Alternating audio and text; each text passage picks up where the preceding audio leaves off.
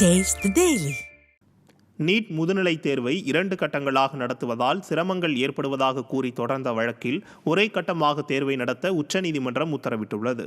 NEET முதுநிலை மருத்துவ நுழைவுத் தேர்வு ஜூன் 15ஆம் தேதி நாடு முழுவதும் நடைபெறவுள்ளது. இத்தேர்வு காலை மாலை என 2 கட்டமாக நடைபெறவுள்ளது. 2 கட்டங்களாக தேர்வை நடத்துவதற்கு எதிர்ப்பு தெரிவித்து உச்சநீதிமன்றத்தில் தொடரப்பட்ட வழக்கு நீதிபதிகள் விக்ரம் நாத், சஞ்சய் குமார் மற்றும் NK அஞ்சாரியா அமர்வில் விசாரணைக்கு வந்தது. அப்போது தேசிய தேர்வு வாரியம் தரப்பில் ஆஜரான வழக்கறிஞர் இணைய வழியில் நடைபெறும் இத்தேர்வுக்கு தேர்வு மையங்கள் குறைவாகவே இருப்பதுவே காரணம் என வாதிட்டனர். நாடு முழுவதும் பல லட்சம் மாணவர்கள் எழுதும் நீட் இளநிலை தேர்வு ஒரே கட்டமாக நடைபெறும் போது முதுநிலை தேர்வு மட்டும் ஏன் 2 கட்டங்களாக நடைபெற வேண்டும் என நீதிபதிகள் கேள்வி எழுப்பினர்.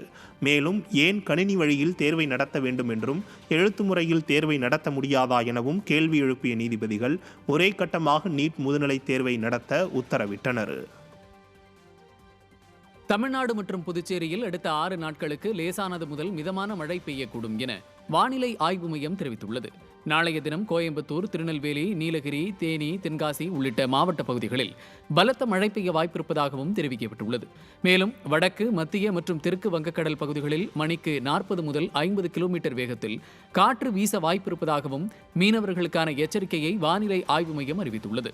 சென்னையை பொறுத்தளவில் வானம் மேகமூட்டத்துடன் காணப்படும் எனவும் அதிகபட்ச வெப்பநிலை 36 முதல் 37 டிகிரி செல்சியஸை ஒட்டியும் குறைந்தபட்ச வெப்பநிலை 28 முதல் 29 டிகிரி செல்சியஸை ஒட்டியும் இருக்கக்கூடும் எனவும் வானிலை ஆய்வு மையம் தனது அறிக்கையில் தெரிவித்துள்ளது.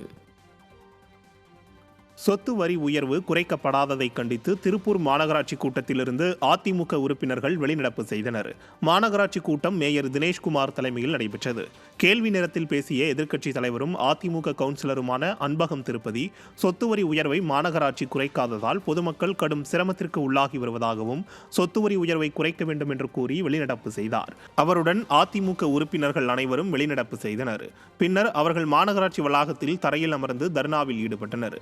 அப்போது செய்தியாளர்களிடம் பேசிய எதிர்க்கட்சித் தலைவர் அன்பகம் திருப்பதி, சொத்து வரி உயர்வை குறைக்கும் வரை அதிமுக சார்பில் தொடர்ந்து போராட்டம் நடத்தப்படும் என்றார். மக்களை வாட்டி வதைக்கின்ற சொத்து வரியை ரத்து செய், உயர்த்தப்பட்ட தொழில் வரியை ரத்து செய், மக்களை வயிற்றில் அடித்துக் கொண்டிருக்கும்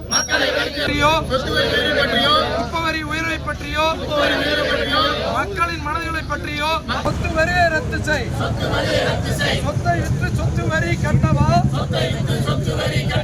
வீட்டை போராட்டம், இந்த போராட்டம் வரி குறைப்பு ஏற்படும் வரை ஓயாது ஓயாது ஓயாது ஓயாது போராட்டம்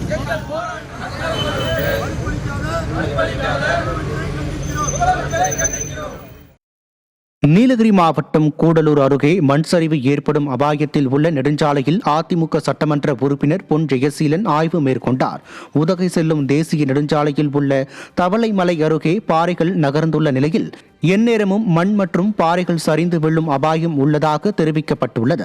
இந்நிலையில் இப்பகுதியில் இரவு நேர பயணத்திற்கு தடை விதிக்கப்பட்டுள்ளது.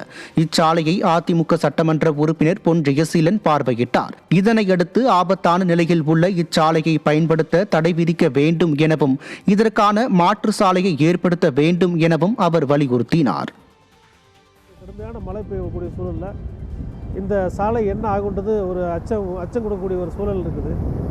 எனவே தமிழ்நாடு அரசாங்கத்துக்கு என்னுடைய கோரிக்கை என்னென்னு கேட்டிங்கன்னா, இந்த சாலையை நல்லா செப்படணும். அதே மாதிரி சிறியூர் சத்தியமங்கலம் மாற்று சாலை என்பது ரொம்பவும் தவிர்க்க முடியாத ஒரு சாலையாக இன்றைக்கி ஏற்பட்டிருக்கு. ஏன்னா கொஞ்சம் தூரம் ஒரு 10 கிலோமீட்டர் போட்டால் சிறியூர் சத்தியமங்கலம் சாலையை நம்ம வந்து கூடலூரோட இணைக்க முடியும். எனவே இந்த சாலையை சரி பண்ணி கொடுக்கணும். நீண்ட கால மக்கள் பயன்பாட்டுக்கு வந்து சிறியூர் சத்தியமங்கலத்தை திறக்க வேண்டியது காலத்தின் கட்டாயம் என்பது இப்போ நமக்கு புரியுது. சென்னை ஐஓசி பேருந்து நிலையத்தில் அடிப்படை வசதிகள் இல்லாமல் பயணிகள் அவதியடைந்து வருகின்றனர். தண்டையார்பேட்டை இந்திய எண்ணெய் கழக பேருந்து நிலையத்தில் கழிவறை, குடிநீர், அமர்விடம் போன்ற அடிப்படை வசதிகள் கூட இல்லாத ஆதிகால பேருந்து நிலையமாக உள்ளது. இதனால் பயணிகள் அனைவரும் வெயிலிலும் மழையிலும் அவதியுற நேர்கிறது. ஓட்டுநர்கள், நடத்துனர்கள் கூட ஓய்வு நேரத்தை மரத்தடியில்தான் கழிக்கின்றனர். இங்கு கொரோனா காலத்தில் ஏற்பட்ட தற்காலிக கழிப்பறைகளை கூட விடிய அரசு அகற்றியுள்ளது. இது குறித்து பலமுறை புகார் அளித்தும் விடிய அரசு நடவடிக்கை எடுக்காமல் இருப்பதாகவும் பொதுமக்கள் குற்றம் சாட்டினர்.